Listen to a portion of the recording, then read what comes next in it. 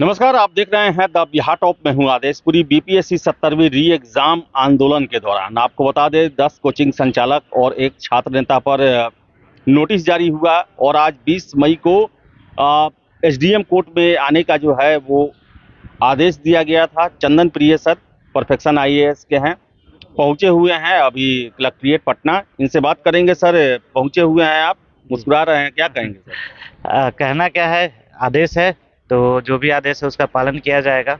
जहाँ तक पता चला है कि पुनः जो पेशी है वो 6 तारीख को होगी, पुनः 6 तारीख को बुलाया गया, 6 जून को बुलाया गया है। अभी सिर्फ एक एप्लीकेशन देना है कि हम लोग प्रेजेंट रहें, उसका एक एप्लीकेशन देना है। जो भी आदेश होगा उसका पालन किया जाएगा। और क्या कहना। अफवाह फैलाए हैं आप लोग, आरोप लगा है ये सर। अफवाह देखिए, अफवाह का क्या ही बोला जाए। मतलब ये तो सारे जगहों पे पता ही है। जो आपने भी देखा कि बहुत सारी बातें हुई इसके ऊपर। अब सुप्रीम कोर्ट तक का वर्डिक्ट आ चुका है, तो अब इस पे बहुत ज़्यादा कुछ कहने का अब कुछ रह नहीं गया है। लेकिन हाँ, इसमें ये कहा गया है कि 70 ये बेसिकली एक तरीके से है कि उदंडतापूर्व आप लोग कार्य किए हैं, इसी कारण जो है बुलाया गया है। सर, क्या कहेंगे उदंडता पर, क्या कहेंगे? शिक्षक पहले तो उदंड होता नहीं है। शिक्षक तो कहा जाता है शिक्षक के बारे में कि मतलब ये समाज का निर्माण करता होता है। शिक्षक कभी भी उदंड नहीं होता है। लेकिन हाँ, जो कहा गया है उसका पालन कर रहे हैं हम लोग, ठीक है। और उदंडता की तो बात बिल्कुल नहीं है। हम लोग तो शालीनता पूर्वक छात्रों के साथ अपनी बातों को रख रहे थे। और सर, उदंडता तो हुई है, आंदोलन में उदंडता हुआ है। क्या 10-11 लोग का जो नाम है उसमें उस उदंड का नाम है? देखिए, सबको पता है, ठीक है। जिसने उदंडता पूर्वक, जिसने आयोग के अगेंस्ट जाकर बोला, उनका नाम नहीं अभी तक दिख रहा है, ठीक है। आयोग को मार्का लगा दिया उन पर कि इनसे सावधान रहें, इस गुरु से सावधान। उसके बारे में, उनके बारे में ये भी आया। बीपीएससी ने खुद एक नोटिस भी जारी किया, 2 नोटिस भी जारी किया। तो उनका तो नाम नहीं है, लेकिन देखते हैं क्या होता है आगे।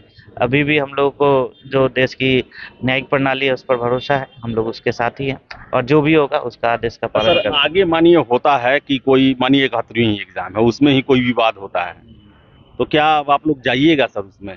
और लगता है कि छात्र कहते हैं कि नहीं अन्याय हुआ है, या फिर ऐसा नजर भी आता है, तो जाइएगा, क्योंकि 1 साल का बाउंडेशन लगा दिया गया है। देखिए, अगर छात्रों के साथ अन्याय होगा तो शिक्षक हमेशा उसके साथ खड़ा होता है और शिक्षक आगे भी, हम लोग आगे भी छात्रों के साथ खड़े होंगे।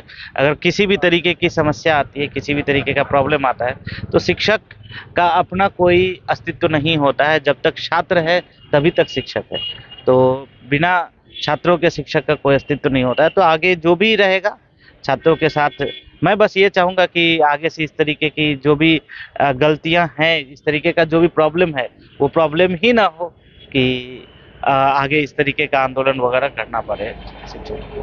सर, क्या कहेंगे, जो कहा जाएगा वो पालन करेंगे सर यहाँ पर? देखिए, अभी आगे क्या होता है, अभी तो ये प्रक्रिया है, प्रोसेस है, इस प्रोसेस को फॉलो किया जाएगा।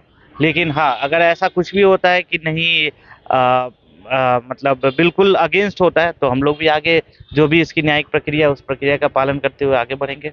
अभी देखते हैं आगे क्या होता है। अभी तो फिर 6 जून को जब दोबारा बुलाया गया है, तो 6 जून को आते हैं, उसके बाद ही पता चलेगा। लेकिन हाँ, जो भी न्याय संगत होगा उसी कार्य को किया जाएगा।